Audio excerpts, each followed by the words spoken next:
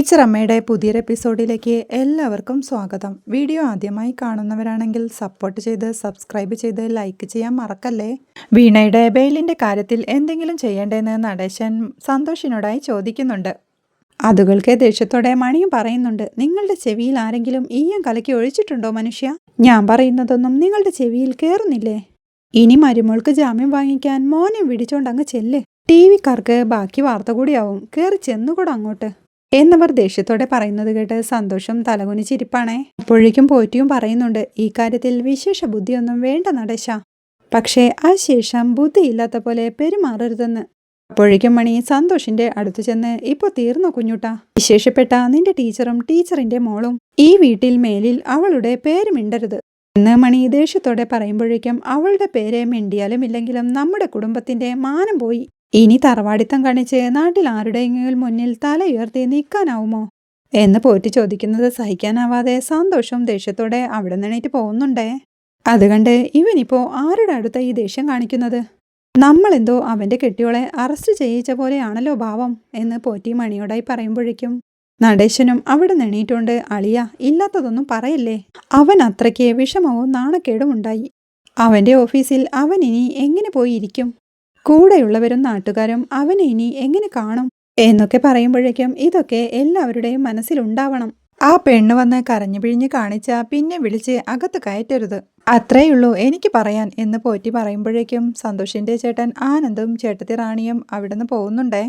അപ്പോഴേക്കും കഞ്ഞിയായെങ്കിൽ എടുക്ക് മണി, ഗുളിക കഴിക്കാൻ വൈകി എന്ന് പറഞ്ഞുകൊണ്ട് പോറ്റി കൈവരിയിലിരിക്കുമ്പോഴേക്കും മണിയും അടുക്കളയിലേക്കായി പോകുന്നുണ്ടേ. ആകെ ടെൻഷനോടെ നടേശനും അവിടെ തന്നെ ഇരിപ്പുണ്ട്. അവിടെ സിന്ദൂര വിക്രമന്റെ വക്കീൽ ഓഫീസിന് പുറത്ത് മോഹൻ തന്റെ ജീപ്പിനരികിൽ നിന്നുകൊണ്ട് സിഗരറ്റ് വലിച്ചുകൊണ്ട് നിൽക്കുന്നതാണ് കാണിക്കുന്നത്. അകത്ത് സിന്ദൂര വിക്രമന്റെ ജൂനിയേഴ്സ് രാധയ്ക്കും മഹേഷിനും കോടതിയിൽ പറയേണ്ട കാര്യങ്ങളെല്ലാം പഠിപ്പിച്ചു കൊടുത്തോണ്ടിരിക്കുക. മര്യാദയ്ക്ക് ഇതുങ്ങൾ പഠിച്ചു പറഞ്ഞാൽ മതിയായിരുന്നു എന്ന് മോഹനും പറയുന്നുണ്ട്. സിഗരറ്റ് വലിയെല്ലാം കഴിഞ്ഞ് മോഹനും അകത്തേക്ക് കയറി ചെല്ലുന്നുണ്ട്. മോഹനും അവരുടെ അടുത്ത് ചെയറിലേക്ക് ഇരുന്നുകൊണ്ട്, മഹേഷേ നിങ്ങൾ ഒന്നുകൊണ്ടും പേടിക്കണ്ട, വക്കീലും ഇവരുമൊക്കെ പറഞ്ഞു തരുന്നത് പോലെ അങ്ങ് പറഞ്ഞാൽ മതി, പിന്നെ കാണാപ്പാടം പഠിച്ച് പറഞ്ഞ പോലെ തോന്നരുത് അവിടുന്ന് എന്നൊക്കെ മോഹൻ അവരെ ഓർമ്മിപ്പിക്കുമ്പോഴേക്കും സിന്ദൂര വിക്രമനും തൻ്റെ മുറുക്കാൻ ചവച്ച് തുപ്പിക്കൊണ്ട് രാധയോടും മഹേഷിനുമോടായി പറയുന്നുണ്ട്, അതെ ഇവർ പറഞ്ഞു തരുന്നത് ഒരു സിനിമ പോലെ വിഷ്വലൈസ് ചെയ്യുക. ആ കണ്ടത് നിങ്ങളെങ്ങനെ മറ്റൊരാൾക്ക് പറഞ്ഞു കൊടുക്കും, ആ പ്രോസസ്സ് ആലോചിച്ചാൽ മതി എന്ന് പറയുമ്പോഴേക്കും ഓക്കെ അല്ലേ എന്ന് മഹേഷ് രാധയോടായി ചോദിക്കുന്നുണ്ട്. ഇത്രയുള്ളൂ കാര്യം, പക്ഷേ നിങ്ങൾ ശരിക്കും ശ്രദ്ധിക്കണം, ഇല്ലെങ്കിൽ പെട്ടു, വേറൊരു മാർഗവുമില്ലെന്ന് മോഹൻ പറയുമ്പോഴേക്കും രാധയും മഹേഷും ആകെ ടെൻഷനോടെ തന്നെ ഇരിക്കുന്നുണ്ടേ. സിന്ദൂര വിക്രമന്റെ ജൂനിയേഴ്സ് വീണ്ടും അവർക്ക് കാര്യങ്ങളെല്ലാം പറഞ്ഞ് മനസ്സിലാക്കി കൊടുക്കുന്നുണ്ട്. അവർ പറഞ്ഞു കൊടുത്ത അതേ രീതിയിൽ തന്നെ രാധയും മഹേഷും കാര്യങ്ങളെല്ലാം അവതരിപ്പിക്കുന്നത് കണ്ട് സിന്ദൂര വിക്രമനും ഒരു ചിരിയോടെ പെർഫെക്റ്റ് എന്ന് അഭിനന്ദിക്കുന്നുണ്ട്.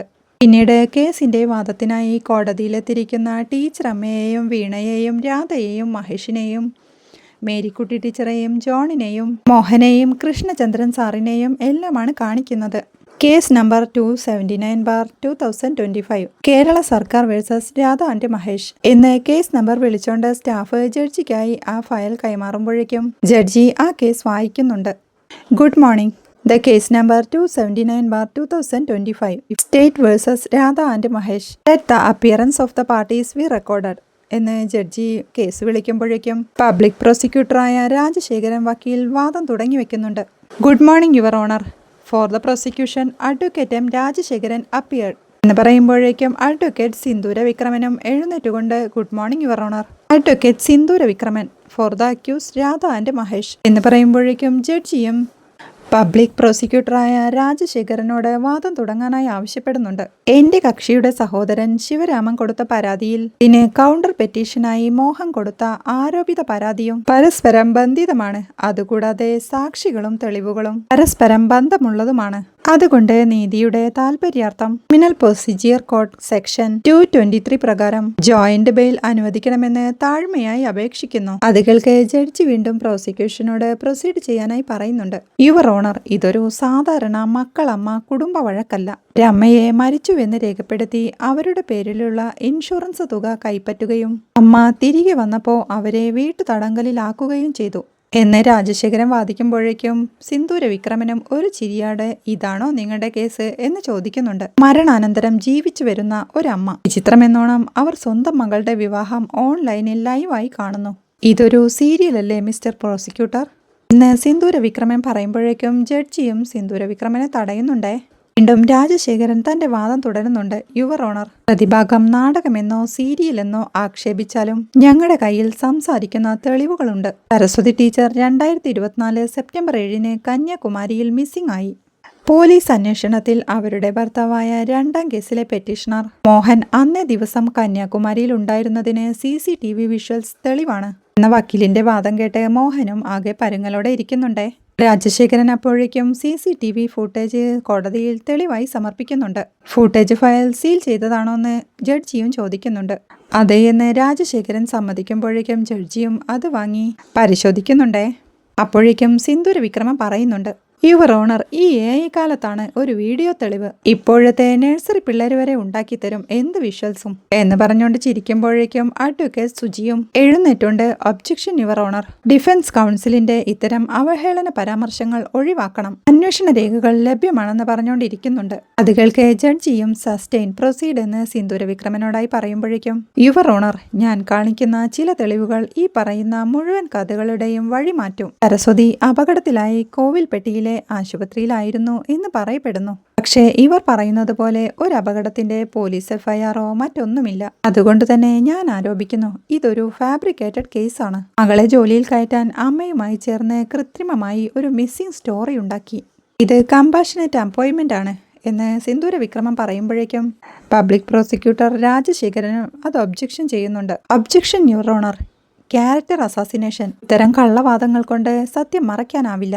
അന്വേഷണ ഉദ്യോഗസ്ഥൻ ശ്രീരാമകൃഷ്ണ മിഷൻ ഹോസ്പിറ്റലിലെ ചികിത്സാ രേഖകൾ സമർപ്പിച്ചിരുന്നു. ബഹുമാനപ്പെട്ട കോടതി ദയവായി അത് പരിശോധിക്കുക എന്ന് പറയുമ്പോഴേക്കും ഒബ്ജക്ഷൻ സസ്റ്റെയിൻഡ്, പ്രൊസീഡ് എന്ന് രാജശേഖരനോടായി ജഡ്ജി പറയുന്നുണ്ട്. അപ്പോഴേക്കും അഡ്വക്കേറ്റ് സുജി എണീറ്റുകൊണ്ട് yes your honour, Sreeramakrishna mission hospital Kovilpatti as per register number 206 entry under unknown female blood group O positive എന്ന് പറയുമ്പോഴേക്കും ജഡ്ജി സിന്ദൂര വിക്രമന്റെ അഭിപ്രായം തേടുന്നുണ്ട്. ഇന്ത്യയിൽ ഏറ്റവും കൂടുതൽ പേരുടെയും അതായത് ഏകദേശം ഒരു 35% ബ്ലഡ് ഗ്രൂപ്പാണ് O പോസിറ്റീവ്. ഇതോ അജ്ഞാത സ്ത്രീയുടെയും സരസ്വതിയുടെയും രക്തഗ്രൂപ്പ് O പോസിറ്റീവ് ആണെന്നുള്ളത് തീർത്തും ദുർബലമായ ഒരു വാദമാണ്.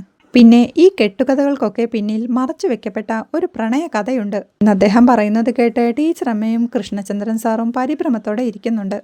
അപ്പോഴേക്കും രാജശേഖരൻ അത് തടഞ്ഞുകൊണ്ട് ഒബ്ജക്ഷൻ യുവർ ഓണർ, ഇത് ക്യാരക്ടർ അസാസിനേഷൻ ആണെന്ന് പറയുന്നുണ്ട്. സിന്ദൂര വിക്രമൻ വീണ്ടും ഒരു ചിരിയോടെ പ്രണയമെന്ന് പറഞ്ഞാൽ അതെങ്ങനെയാണ് ക്യാരക്ടർ അസാസിനേഷൻ ആവുന്നത് പ്രോസിക്യൂട്ടർ എന്ന് ചോദിക്കുമ്പോഴേക്കും ഒബ്ജക്ഷൻ ഓവർ റോൾഡ് എന്ന് ജഡ്ജിയും വിളിച്ചു പറയുന്നുണ്ട്. സിന്ദൂര വിക്രമൻ അപ്പോഴേക്കും തന്റെ വാദം വീണ്ടും തുടരുന്നുണ്ട്. നായികയുടെ മരണശേഷമുള്ള പ്രണയമാണ് സാർ ഈ കഥയുടെ ഹൈലൈറ്റ്. സരസ്വതിയുടെ മരുമകനായ ഇൻസ്പെക്ടർ വിഷ്ണുനാഥ് ഈ ഗൂഢാലോചനയുടെ ഭാഗമാണ്. സരസ്വതി മരിച്ചുവെന്ന് വിശ്വസിപ്പിക്കുന്നതിനായി ഈ ഇൻസ്പെക്ടർ തമിഴ്നാട്ടിൽ നിന്നും ഒരു അജ്ഞാത മൃതദേഹം തന്റെ സ്വാധീനം ഉപയോഗിച്ച് കരസ്ഥമാക്കി എന്ന് സിന്ദൂര വിക്രമന്റെ വാദം കേട്ട് രാജശേഖരൻ വക്കീൽ ഒബ്ജക്ഷൻ യുവർ ഓണർ എന്ന് പറയുന്നുണ്ട്.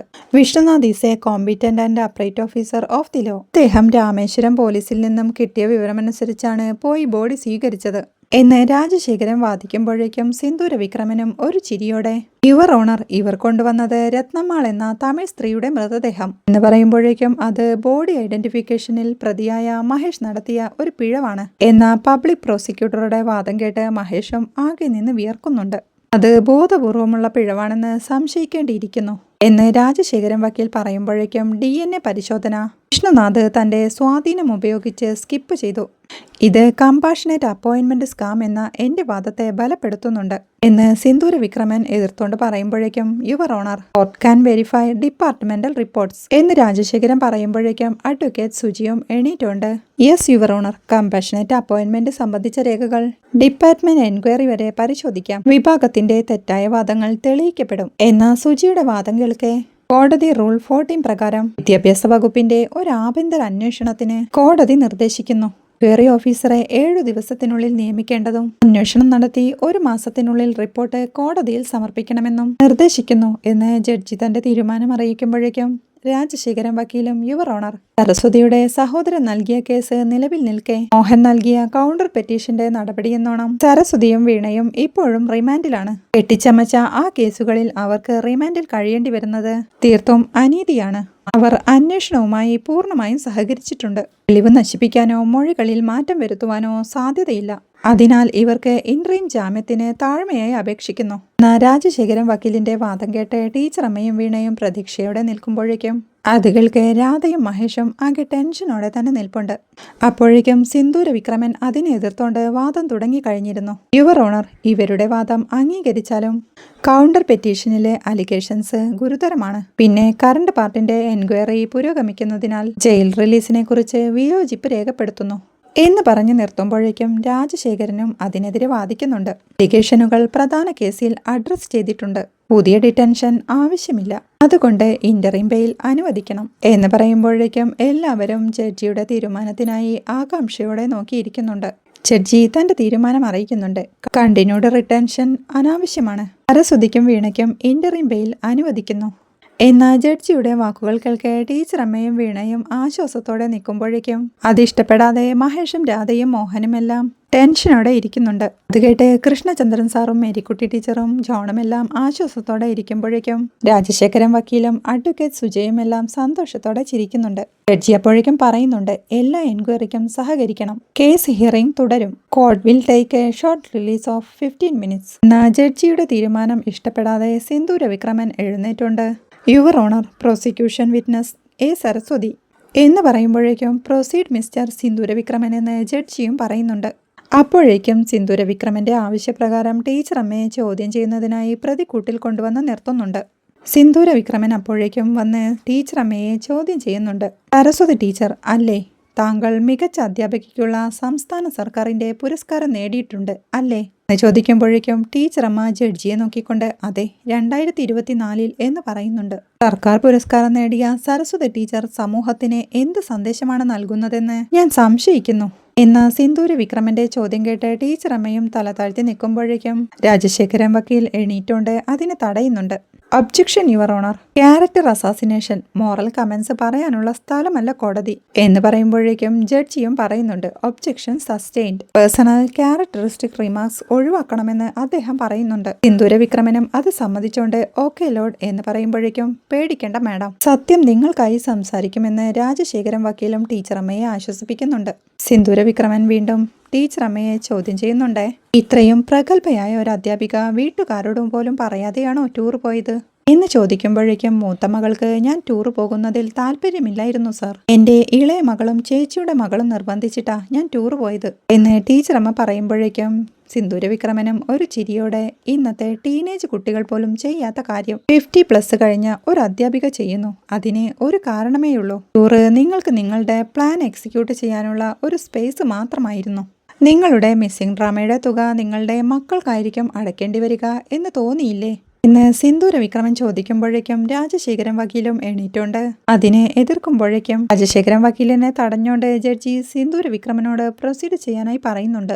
നിരാശയോടെ രാജശേഖരൻ വക്കീൽ തന്റെ സീറ്റിൽ ചെന്നിരിക്കുമ്പോഴേക്കും സിന്ദൂര വിക്രമൻ വീണ്ടും ടീച്ചർ അമ്മയോടായി നിങ്ങൾക്ക് തോന്നിയോ നിങ്ങളുടെ ഡിസപ്പിയറൻസ് ഡെലിബറേറ്റഡ് ആണെന്ന് മറ്റുള്ളവർക്ക് തോന്നാനിടയുണ്ടെന്ന് തോന്നിയോ എന്ന് ചോദിക്കുമ്പോഴേക്കും ഞാൻ അപ്രതീക്ഷിതമായി അപകടത്തിൽ പെട്ടതാ. കാര്യങ്ങൾ എനിക്ക് തന്നെ ഓർമ്മയില്ലായിരുന്നു എന്ന് ടീച്ചർ അമ്മയും പറയുന്നുണ്ട്. കോവിൽപ്പെട്ടി കന്യാകുമാരി ഏകദേശം 5 മണിക്കൂറിന് മുകളിൽ യാത്രയുണ്ട്. നമ്മളെയൊക്കെ കൺഫ്യൂഷൻ ആക്കാനാണ് ഇങ്ങനെയൊരു സ്ക്രിപ്റ്റ് അല്ലേ ടീച്ചർ എന്ന് സിന്ദൂര വിക്രമൻ ചോദിക്കുമ്പോഴേക്കും സ്ക്രിപ്റ്റ് ഒന്നും അല്ല സർ, ഇത് സത്യം എന്ന് ടീച്ചർ അമ്മയും പറയുന്നുണ്ട്. നിങ്ങൾക്ക് മരിച്ചവളായിരിക്കാനായിരുന്നു ആഗ്രഹം, വീണയ്ക്ക് ജോലിക്ക് വേണ്ടി അല്ലേ എന്ന സിന്ദൂര വിക്രമന്റെ ചോദ്യം കേട്ട് ഞെട്ടലോടെ നിൽക്കുന്ന ടീച്ചർ അമ്മയെ കാണിക്കുന്നിടത്താണ് ഇന്നത്തെ എപ്പിസോഡ് അവസാനിക്കുന്നത്. വീഡിയോ ഇഷ്ടമായാൽ സപ്പോർട്ട് ചെയ്ത് സബ്സ്ക്രൈബ് ചെയ്ത് ലൈക്ക് ചെയ്യാൻ മറക്കല്ലേ.